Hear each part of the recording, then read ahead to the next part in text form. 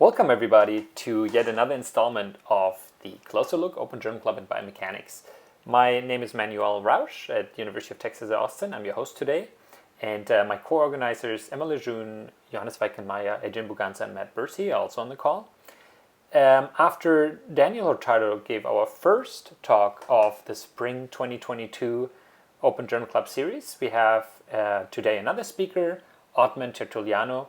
Ottman has just joined Penn as an assistant professor after he was a postdoctoral fellow, in fact, the first Timoshenko postdoctoral fellow at Stanford, and after he got his PhD at Caltech with Julia Greer.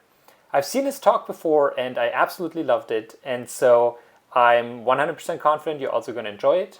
With all that being said, I'm going to hand over the virtual microphone and I'm going to wish you all the enjoyment in this talk. Thank you. Okay, well, thanks to the committee for inviting me, and then thanks Manuel for hyping this up. I'm gonna try to deliver. Okay, so yeah, I'm gonna try to tell you a story about how we figured out how to just do small-scale fracture experiments in bone, and hopefully, we can generate some ideas to expand this beyond bone. Okay. So just for context, this is, the trabecular architecture in bone. I really like this photo. It's kind of cavernous.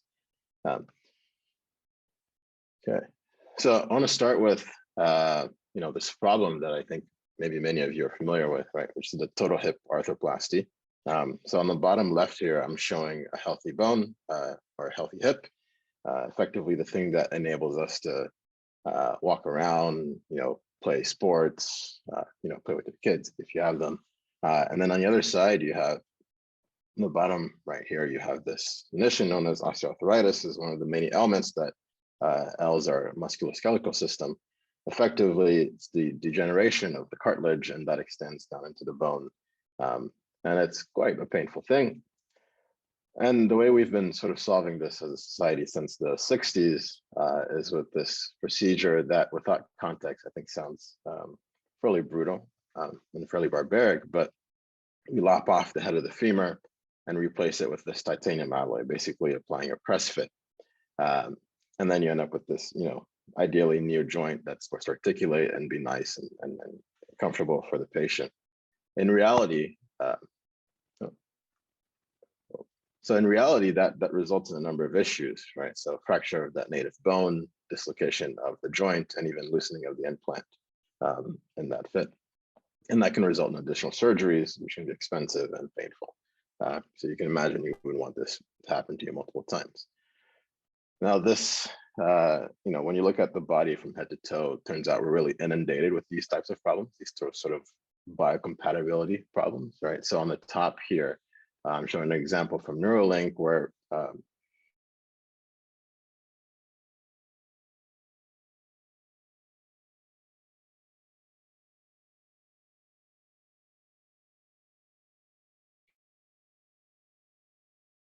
that in terms of elastic modulus. So you can only probe so deep before these start to break effectively. Here I'm showing you some work from Guy Ganin, where surgical sutures tend to work as stress concentrators, which can lead to failure.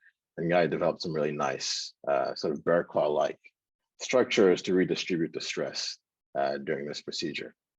And of course, there's this total hip arthroplasty that I just described to you in the previous slide. And interestingly, we tend to think about these compatibility problems sort of in the sense that we think of compatibility and elasticity, and it's really, we think about in terms of an elastic modulus problem, right? But I think there's more to that. But let me sort of pose the question, this sort of grand idea is, how do we get to mechanically biocompatible and regenerative implants, right? This is sort of, I think, what a lot of us are aiming for, and there's a lot of fundamental questions to answer before we get there. So I think part of that problem is that biogenic materials, right, materials that are made by cells, are uniquely light, strong, tough, and tunable. So this is sort of the material scientist in me thinking about this. And to quantify this, I'm going to populate this materials property plot. So this attribute chart of specific strength versus specific toughness. So I know the audience is probably heavily mechanics, but let me just simply put us all on the same page. So in terms of strength, I'm thinking of engineering strength.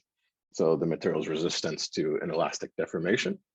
So in a stress strain plot, it'd be basically this point in stress.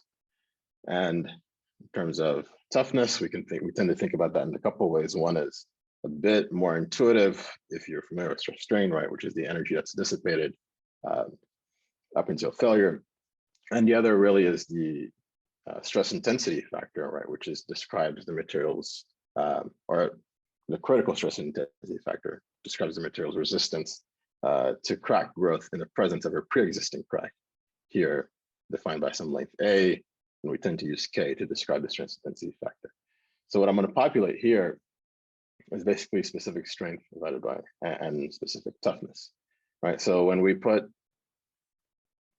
natural materials on this plot, so everything that really fits this description should occupy this upper right quadrant here, right? So we're tough and strong, and we should be light if this is all specific. Now, when we populate this plot with our toolbox of engineering materials, so including ceramics, polymers, metals, composites, we see there's actually something, left to be desired out of these materials, right? They're not really hitting up this upper region, and mine, this is a log-log plot. So now, for me, that poses a couple of questions. Fundamentally, how do biogenic materials really hit this upper corner? And that's really what I'm going to focus on. And there's also another part of my work that's trying to understand and leverage the information from fundamental studies to try to develop new materials. So, sorry. Okay. So, and just as a sort of description I just started, so the sort of description for what my lab is doing, really the fundamental basis is developing some novel mechanical experimental techniques to look at tissues under different conditions, under different physiologically relevant loaded conditions. Out of that, we hope to be developing some constitutive and phenomenological models, and of course, that should tie into some of the additive manufacturing work that we're doing. But like I said, today I'm going to focus on this part, and specifically on bone. So let me give us a little bit of background on why bone is so interesting and so complicated. So like most tissues, it's hierarchical down to the nanoscale. And I think depending on who you talk to, they'll give you more levels than you really want, but I'm going to give you 4 to keep things simple. So this is a cross section of your knee joint, right? The top part of your knee. If you look into it, you'll see this trabecular structure, right? The tidal site. Basically, these beams and plates around 200-300 microns in characteristic dimension. You look into that and you polish it, look at the cross section, you'll see these really interesting lamella structures, tend to be about 5 microns in thickness. And then if you look into that, you get this, you get mineralized collagen fibrils, basically. So to show what that really looks like, we did TEM. So we took a very thin 100 nanometer slice of this, did electron microscopy, and effectively what you see is the characteristic banding pattern of collagen. So you see these light and dark alternating contrast, right? So that denotes the collagen. And then what's really interesting is you can actually see the other main component, bone, which is bioapatite or hydroxyapatite platelets. So these are these dark lines that are sort of aligned in this image, and everything is sort of nice and ordered and crystalline. And here's sort of a schematic from great work by Rob Ritchie to show what we're seeing. Okay, so let's just put that back all into context, and this is sort of our simplified hierarchy of bone, right?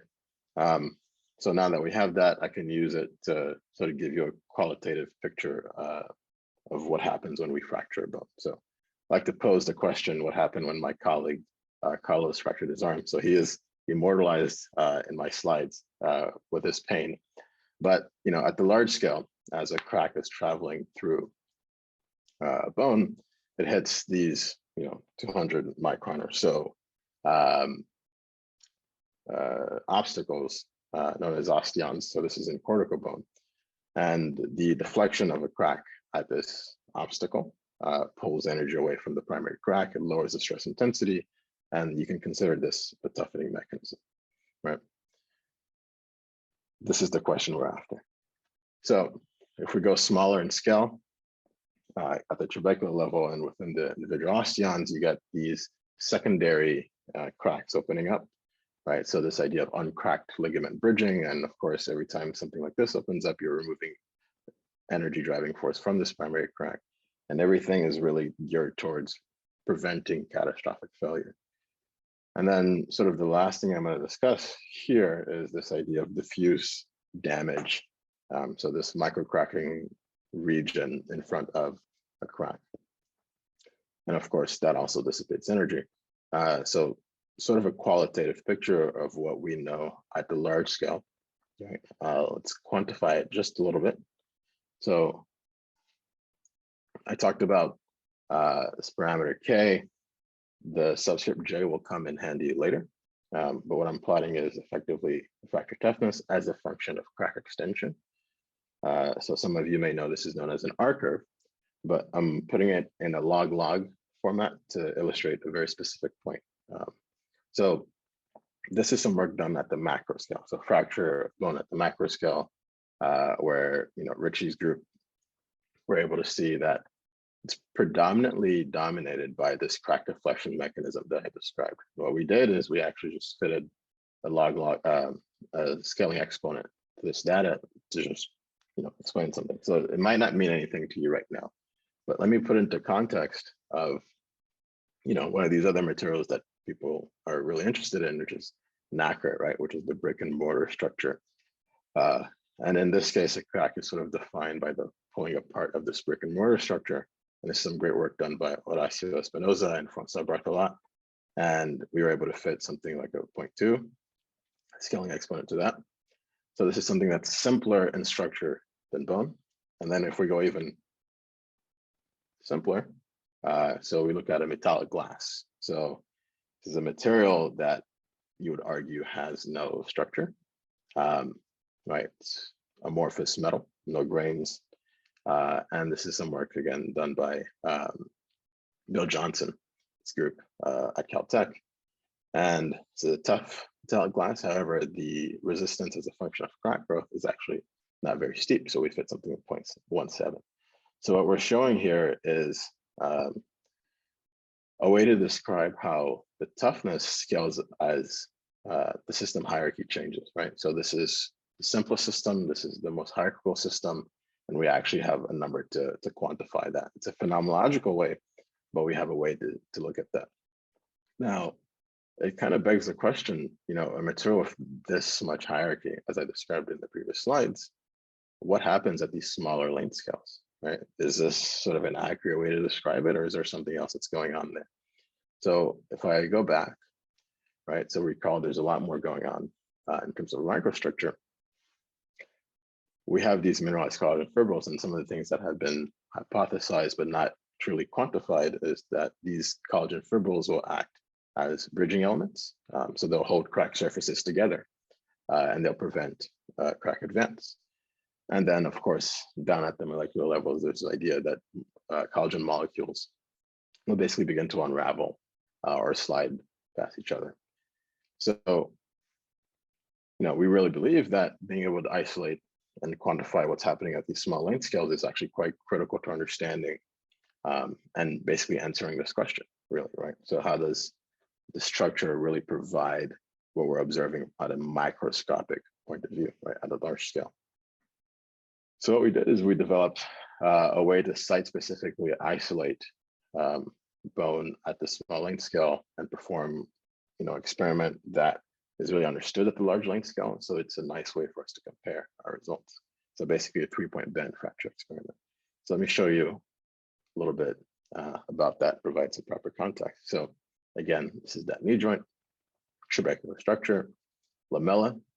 And what we do is we go in with the focus ion beam and we specifically pull out the lamella and machine it. So we're bombarding it with gallium and we machine it into a geometry that is really well defined and from which we can really quantify things easily.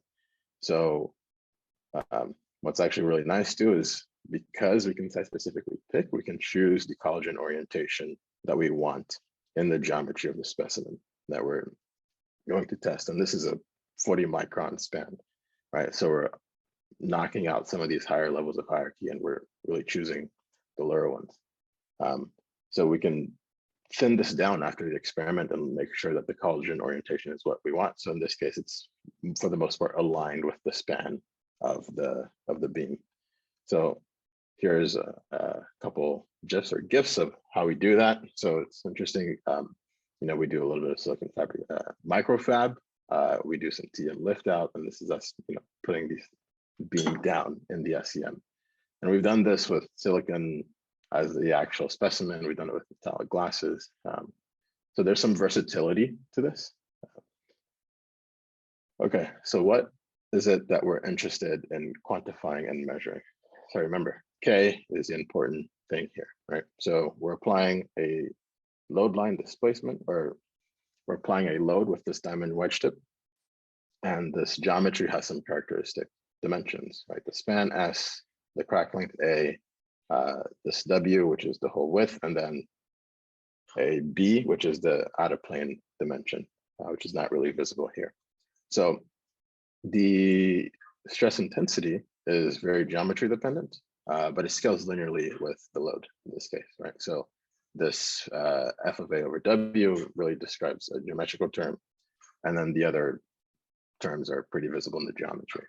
So if we are interested in the stress intensity at crack initiation, then we just need to know when that occurs while we're applying a load, right? The other thing we're interested in, though, is the energy that's being dissipated as the crack is growing, right? So there are two things. So the end of sort of the linear elasticity, and then there is a stiffening that's occurring based on potential numerous mechanisms. And we want to be able to sort of integrate the energy that's being dissipated as the crack is growing. And the way we look at that is by decomposing the energy J into an elastic component, which is what we already look at here, and then a plastic component, which really just scales with, of course, the load and basically the work that's being done, right? The load and the load line displacement. And then we can back compute some K sub J, which is the combination of these two. So that's sort of the big plot that we looked at. Okay, so we're getting close to the experiments. So a little bit more context, we're going to look at this in two ways. So if we're looking at this crack notch geometry, one is the artificial notch that we input, where let me see my mouse here. The blue lines indicate the orientation of the collagen fibrils, and this is sort of the flaw that we've introduced. And then there's another flaw that's actually more important, right? Which is a realistically fatigued crack, right? So something that's close to what you would observe in a bone, in a real bone. So I'll show you how we do this in a moment. But we were talking about this. If there are any students in the audience, now is the time for you to wake up. So I ask you to hypothesize, and you can put it in the chat.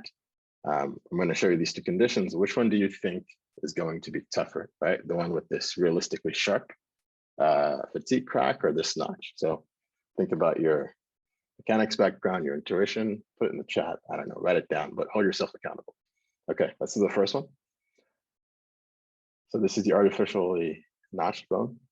And what I want to draw your attention to, of course, is the notch. So we're applying a load, we're plotting K, and we're seeing some nice stable crack growth, and then we see catastrophic failure. And I'm going to put that again, and I'm going to put the K1 value. So I showed you how we calculated that in the previous slide. So this is the K1 value. So it's 0.54. So if you're not familiar with stress density, this might not mean too much to you, but it's about half of the toughness of silicon. So just keep in mind, we're doing fracture on bone in an SEM. So that's the context for this. Now, the other condition is fatigue pre-cracking. So this is how we actually do that. And this is, I'm going to show you.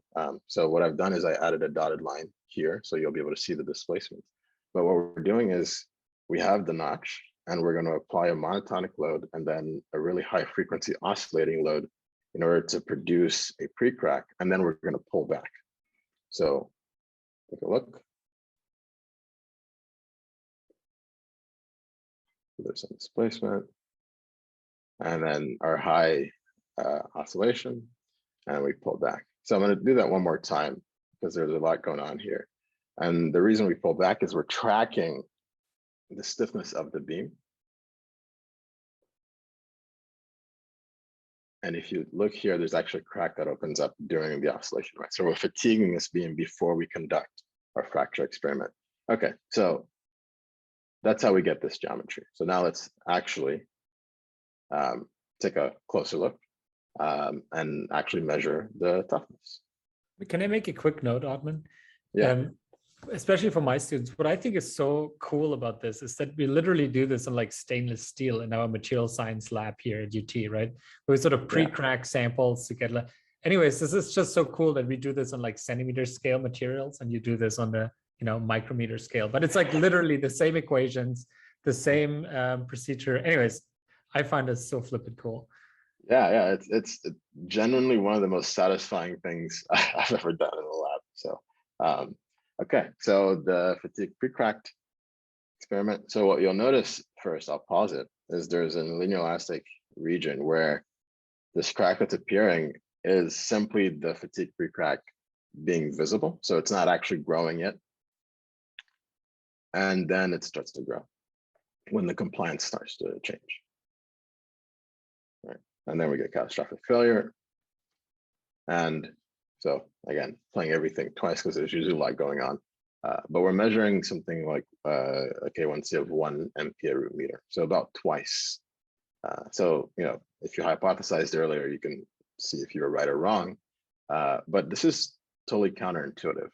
So usually, when you have a sharper crack, you expect a lower load and thus a lower K. But remember, this was all about the microstructure and the hierarchy. So we're going to take a look at this again of one of these pre-cracked specimens. And what's actually occurring is this. So in the event that you pre-crack the specimen, the fibrils actually remain intact rather than the entire bone cracking through, right? So we're observing is that mechanism that we hypothesized at the very beginning of the talk, which is these mineralized collagen fibrils holding the crack surface together. And this is the observation, but we can go a little bit deeper and really push this point. So if you take these specimens and look at them after the experiment, you can take like really nice high resolution images, and you can see these dangling collagen fibrils on one side, and you can look at the holes, the complementary holes that they've left on the other side, right? This is, sort of, again, classical effectography, but on bone at small micro scales, and it's really showing what we thought. So we can think about this a little bit deeper. So this is not too far from how people think about fiber reinforced composites, right? So fracture in those types of systems occur, I'm going to say, in 3 sort of discrete and simple steps. One is matrix cracking, which is effectively the matrix rather than reinforcing fiber cracks, and then the crack will sort of start to interact with the reinforcing component. So this is what we did in the fatiguing. Well, I shouldn't say that. Well, anyways, that's the first stage. The other is the debonding of the fibers from the matrix, right? And then I'm adding some things here, which is the stress it's taking to open it and the crack opening displacement, as well as the interfacial shear strength between the fiber and the matrix itself. So that's the debonding component. And then there's the pullout, when the fiber is actually pulling out of the rest of the matrix. So we're going to focus on these two because this part actually already occurred prior to our experiments. And what we're interested in is, we observe this mechanism of fiber bridging, but which one of these 2 sub-mechanisms is actually, the most important in what we're observing, right? We got the energy from debonding, and we got the energy being dissipated from pullout.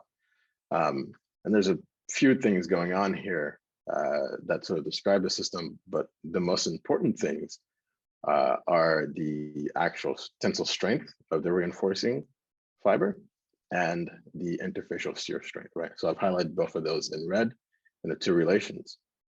And so this was in part derived from some great work done by John Hutchinson in the 90s.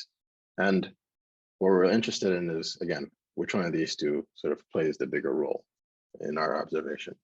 So if we plot our experimental data, so all the data points here are from the experiments, and we're just plotting the energy being dissipated as a function of the crack opening, to put it in the context of these models, and then we can plot the energy that both of these models would predict. So frictional debonding is down here, and then on top of that, you stack the pullout, and we observe that pullout seems to be responsible for most of what we're observing. So that's actually quite nice. It gives us some intuition as to what's physically happening rather than looking at the photography afterwards. Not only that, but remember I highlighted that the two main properties, in my opinion, are the strength of the fiber and the interfacial shear strength. So when we start to play around with those values and plot some sort of equistress contours, right, we can figure out what the ratio that best matches what we're observing is, the ratio of those two properties. And it can start to give us a little bit of intuition about two things. One is, what are these two values with respect to each other?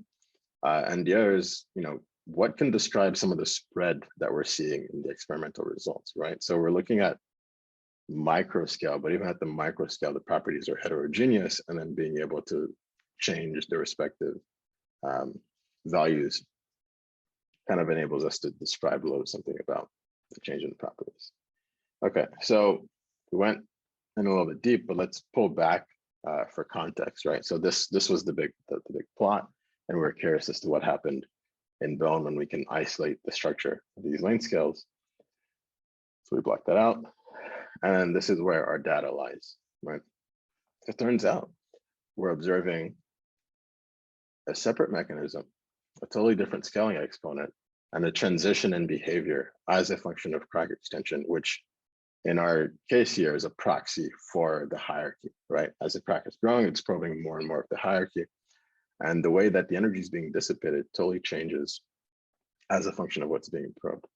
So, what we find really exciting here is, I think we tend to describe hierarchy in a qualitative manner. I think we've done it a bit quantitatively here.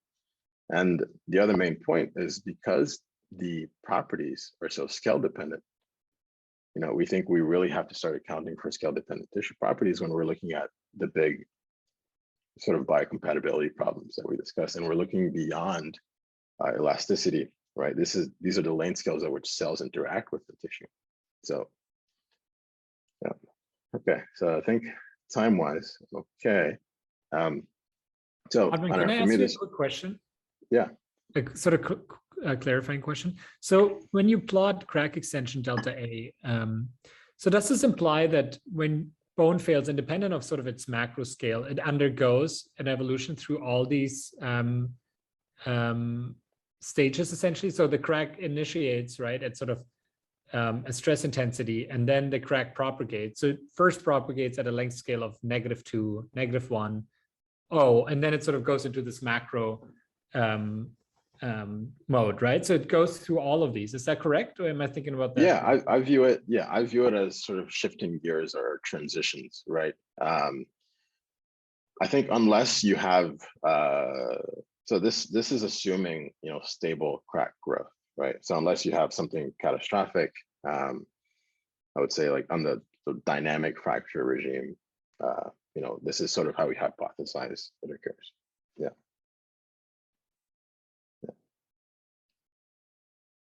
Okay, so this was primarily in the realm of toughening, but I think my goal here is to push sort of small scale biomechanics, small scale tissue mechanics in general.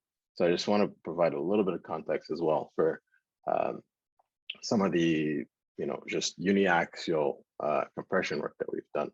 So we're going to look again from the large scale down to the small scale. So there's some really great work done by Hamadri Gupta, basically looking at basically a whole piece of tissue under deformation. I think this was done in a synchrotron, but effectively, behavior is elastic, and then some strain hardening at this length scale. And then we look at the trabecular structure, which can be described by work done by Lorna Gibson, effectively behaves as a stochastic foam. And then some lamella pillar compression work also shows strain hardening, right? Now, this is all done on the ordered picture that I described at the beginning of the talk. So that's what I'm showing here, right? Again, bringing back this TM image. However, you realize that if you look here, there's these lamella, but then there are also regions where these lamella disappear. And that's been one of the benefits of being able to do things in a site-specific manner. So we went in and we pulled out TM lamella from this, morphologic, or this really unordered looking region. Turns out it is disordered from the TM, right? So these platelets that I described earlier are no longer nice and cleanly aligned. And then the other thing that we can do is if we remove the collagen, we can actually look at just the mineral structure itself, and we're seeing sort of an amorphous mineral in that region, right? So we're seeing an amorphous calcium phosphate in that region. So there's a lot of heterogeneity in terms of space and where you're probing, and it's sort of important to be able to look at that small length scales to know that. Beyond that, we're able to see in this regime that actually gets smaller and smaller. Actually, the bone becomes pretty brittle. I think 250 nanometers is about the length scale of the mineralized collagen fibrils. So, we can start to maybe take this data with a grain of salt as to how it's really relevant. So, I think that's for the most part it for me, right? So we started with this idea that biogenic materials have this really nice combination of strength and toughness, and I think, or at least I hope I convinced you that it really stems from the hierarchy, but it can be done in a quantitative way. We're able to show that that happens both in the fracture sense and really in the uniaxial compression sense.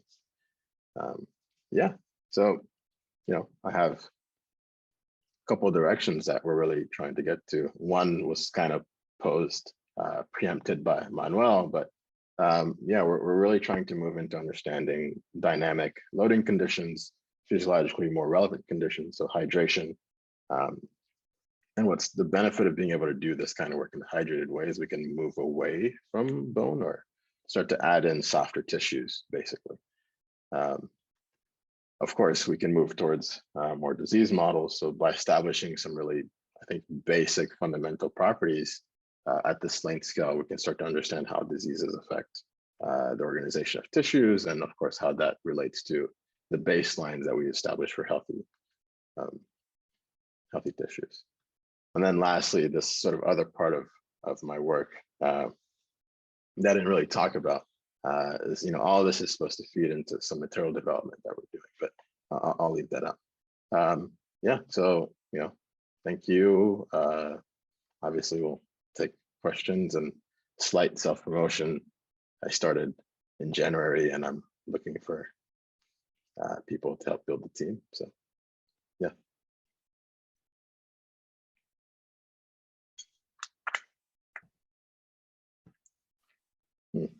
Thank you, Ottman. I really appreciate it. Yeah.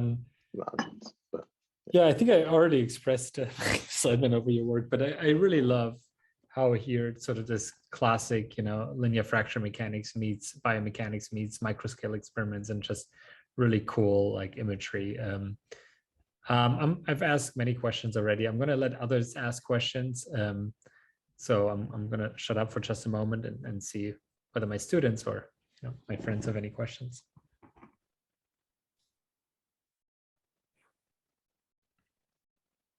I'll go back to the.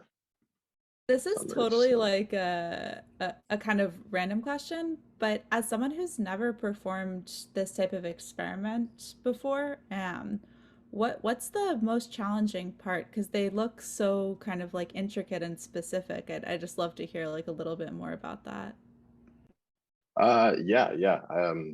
the most challenging part, I think, is just developing the procedure and the protocol. Getting everything to work the first time was tough. So, you know, if because we're tying together a lot of tools from different areas. So, you know, the fab work in itself is actually, you know, pretty easy for someone who does a lot of fab. The lift out in itself is not too difficult for someone who does a lot of TM lift out. Then coupling that together, and then, you know, that video I showed of the fatigue, that was probably the point when that worked out is when I realized that this might be something nice. That was physically the hardest thing to get right. Like figuring out the right procedure to do that is absolutely the hardest thing to do. Yeah. Thank you. How long did that take you, Ottman? I'm just curious, from like the start to where you collected Of the whole project, or of getting the fatiguing thing to work basically out? From the time you started, you know, putting this together to like collecting useful data. To collecting useful data. I think like continuous hard work of about a year. Yeah. Yeah. With a graduate student, another graduate student that I was working with, you know, trained him on the steps, and we were trying to split this up into 2 papers actually of doing, you know, one on non-bone materials, so trying to establish it with silicon, metallic glass, and so like a methods paper, and then sort of a bone paper. We ended up putting, you know, both together, but yeah, I think before we started collecting useful data, yeah, about a year. There's a lot of data that obviously doesn't make it, but yeah. I think Matt, Johannes, you can just, you know, chime in. I think you were first, Johannes. You can go ahead. All right. Thank you so much, Ottman, for presenting this also in a way that is very accessible. I really enjoyed this. I have a question about bone regeneration or after fracture. At which length scale does healing start, or where is it? Where does most of the healing appear? Because I'm curious if you could use your tests to sort of identify maybe even desired levels of fracture to strengthen bone, to make it stronger, right? I think if you have athletes, then their bones do get better or stronger over time. And if you have any insights or take that question in any direction that you like. Sure. Well, remodeling is a cell-mediated process, right? So at the cellular length scale, you know, that's the first enter that. I think depending on the size of the fracture, so I was talking to someone at Medtronic about this, you know, depending on the size of the fracture, you know, you might need surgical intervention or not, right? I think some of the people in the audience probably know this if you've already had a fracture. So I want to say 7 centimeters is don't quote me on that, but I feel like that was the value that I was given. So below that might be the right, you know, length scale for sort of the actual fracture to start thinking about what you're asking. Can we use, yeah, so, okay, there are a couple of nice things. I'm gonna a little bit about this technique. One, because we use such a small amount of bone for each specimen, we can look at regions that are remodeling like uniquely in one specimen. Yeah, I think that's part of what you were getting at. Absolutely. And then, you know, kind of thinking about the directions that, you know, I want to go into, again, because we use such small amount of bone, yeah, we might be able to work with biopsy samples at people at different stages of regeneration, and really provide patient-specific data. Yeah. Thank you. Yeah. I mean, it easily conceptualize an experiment where you introduce fracture and look at longitudinal changes over time, how the network returns. Yeah, that's true. That's true. Thanks. Yeah. Yeah. Maybe with mice models. Yeah, sorry. Yeah, okay, so maybe I'll ask a question that's in a completely different direction a little bit. first of all, yeah, great talk. And like Johanna said, I think it's really accessible in the way that you're presenting the method, which is just really cool. But I don't want to speak for everyone on the call, but I would speculate that the majority of us think about soft tissues more than we do hard tissues. And you sort of alluded to ways that you may be able to extend some of these techniques into testing of soft tissues. So I wonder if you could maybe speculate on that a little bit more. What type of experiment are you targeting initially for soft tissues, and how that, what would maybe be some of the limitations inside of your system that you've developed here? Yeah, absolutely. So, I shouldn't say too soft tissues. I do think that, if we get to we can't do this on at least not the specific geometry. I do think we can develop small scale experiments to look at things like blood clots and brain tissue, right? Because we have methods of looking at 2D materials, we can definitely look at soft tissues. So in my mind, I think the easiest thing for me to do is to transition in terms of mineralization, right? Start looking at materials like the enthesis, maybe cartilage. The limitations in those situations are because we have to keep things, at least if we're doing it in vitro, we can't have the same sort of in situ observation that we have. So we do have to start thinking about other, ways of probing the deformation, some non-contact methods of measuring some of these things. I have some thoughts. I think those maybe require deeper discussion. Yeah, totally fair. I mean, so one of the things that comes to mind when you think about like fracture in soft tissues is like a peeling type experiment. So, you're sort of gripping the tissue and moving it away from one another, and you watch, hopefully that's centered and you can see some sort of crack propagation. I wonder if that could maybe be developed in the future. I don't know. Yeah. That's a good point. Yeah. I mean, I can picture it on a large scale, right? A lot of like hydrogel work is done that way, of course. Yeah, it's a good point. Thank you. You need nanoscale Velcro to do Manus experiments with the blood clot. Yeah, I think you should totally do my work. I love that. It turns out to be really hard if you want to do it. But yeah, no, I mean, I had to laugh a little bit when Matt was saying that. In my mind, I was like, don't ask about soft tissues. Just, let the hard tissues be. I think Callan had a question. Oh, sorry, go on. Yeah. No, please go ahead. I really enjoyed that talk. It's super interesting. And maybe you touched on this a little bit, but I'm just kind of curious about how anisotropy plays into this, right? So I think you were always aligned sort of perpendicular to the way that the collagen fibers were going, and you had that collagen fiber bridging. But have you probed, taking small samples along the collagen fiber direction, or I guess taking a sample perpendicular so that you're, so that you don't have fiber bridging, I guess, and like how does that change things, I guess?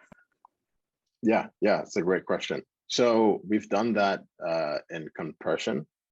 The reason we didn't pursue it here is one, it's just physically a little trickier to isolate those samples because of the way if you're looking for samples where, if you're looking at the trabecular structure in a way where the collagen is going to be in the same orientation as the beam, as the crack, you just have less surface area to play with, right? To pull samples from. So there's a small limitation there. It can be done because we did. The other thing is it's in compression, you see what we call, axial splitting. So it behaves fairly brittlely. So there's not much in terms of toughening to observe.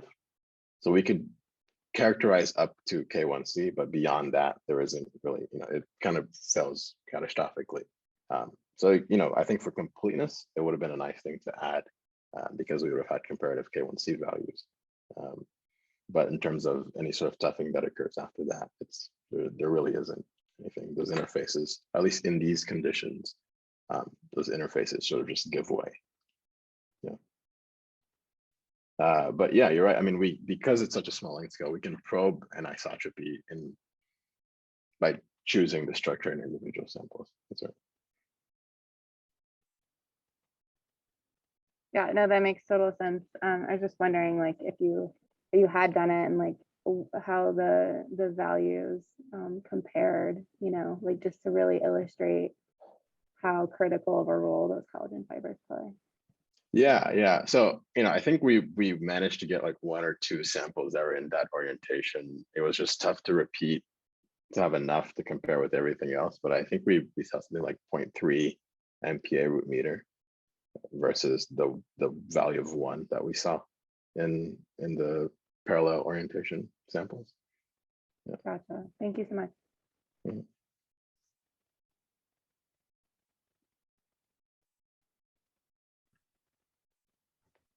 Can we watch that movie again? That was so satisfying. The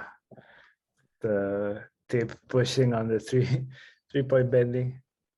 Sure. Which this one? Oh yeah, that one. Oh, I guess that's the fatigue one. What is the one, frequency that all of these movies are just incredibly cool? Oh man, it's been a while. I don't remember. I think I do recall it took like 10 to the 4 cycles for it to, and we probably did at 100 kilohertz. Oh, sorry, 100 hertz. Yeah, I was like, that's really fast. Yeah, I think this is at 100 hertz. So you know, there's also limitations of like the data collection and processing, right? So we're pulling all of this into some like buffer while we're trying to control. So there's a feedback, right? We're trying to control when it stops oscillating. Oh, sorry, I see Kyoko. Yes. That is someone I have not. Sorry, I didn't mean to. No, yeah. I was totally. I turned my video on because I wanted to like announce to the world that like Ottman was an undergrad when I was a grad student. Yeah, I know. But I'm home right now. And you remember Brian Jones, my husband? Yeah, so we have a kid now, so like, you know, Wow. life happens, I guess. And he's like, Yeah. oh, Ottman. And I was like, oh, it's Ottman. Well, that's awesome. Well, congratulations. I started a position too the same year, you know, you did. So like, way to go. Well, thank you. No, it's really great to see you. Yeah, it's great to see you too. Yeah. I didn't mean to put anybody on the spot, but yeah. Okay.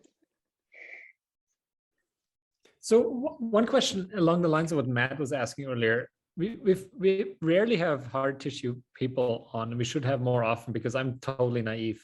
So essentially you have collagen, like what we're dealing with, but then you have this mineralization that kind of, is it almost like an embedding matrix that kind of overall makes it much stiffer? Yeah, so definitely, well, let me pull up the TEM image, at least the one that shows the contrast again.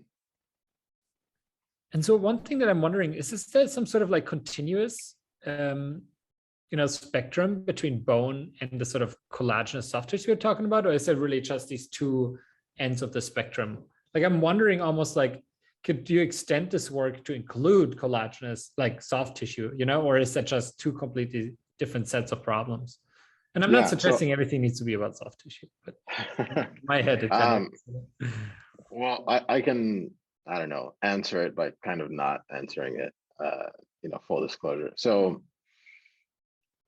we have, you know, 3 real components, right? Water, around like 10% volume fraction, the collagen, and then the mineral around equal percent. You can actually start to remove either one of the phases. And in the trabecular structure, you're left, this is work, I think that was done by Joanna McKittrick's group. And you get continuous phases of, you know, if you completely remove, you get continuous phases of either one. You know, so I'm cheating here by not answering your question, but, you know, we could look at the properties with like time step removal, and you can slowly start to transition into, you know, purely collagenous tissue. You know, that could be one way to think about it. Yeah. Yeah. And then you do this in vacuum, right? In the SEM. Mhm. How does removal of the 10% water in the vacuum affect the mechanics, you believe? Does it at all or not so much? Yeah, oh, it absolutely does. So one of the problems, I suspect, I'll just jump to like, I think the short answer is the K1C value should drop, but I think the energy that's being dissipated may be equal or higher, and it'll be over a larger crack length. So the main thing that we're concerned about is losing water in the collagen and not getting that viscoelastic behavior. I mean, we are doing things at sort of slow strain rate, so that might not be as much of an issue. But any sort of recovery, any sort of increased elasticity that we would expect from collagen is lost here. Yeah. So that's Well, you're doing it at why 100 kilohertz. I'd call that fast. well, 100 hertz for the fatigue. Yeah, for the fatigue. The actual monotonic loading is, monotonic, which actually isn't fully monotonic. So so even the videos where we're not showing oscillations, there are oscillations that are superimposed, right? So I should say, so even this video where it looks like we're just loading monotonically, we actually have a 2 nanometer or so oscillation superimposed onto the monotonic. So effectively a DMA experiment that we're performing in order to track the stiffness. We're really measuring the contact stiffness, but because it's it's a geometry rather than the half space, we can back out something about the beam stiffness. And because the crack is growing, then we're learning something about the compliance of the specimen. And that's actually how, we're tracking this crack growth. Super cool. Unless there are any more questions, I think we've taken lots of Ottman's patience with us and of his time. This is great. But I want to thank you one more time for this fantastic talk. And I think, as everybody said, this is just really exciting stuff, and you presented it really well. So, extra awesome. I do want to highlight that we have another speaker next week, actually, Michael Albro from Boston University. Next week or 2 weeks from now? Sorry, 2 weeks from now. That's correct. We're only doing it bi-weekly. Don't listen to me, I guess. Check out Twitter. We have a schedule with the correct dates most of the time. So anyways, thanks everybody for being here. And then tune in 2 weeks from now for our next talk from Michael Albro.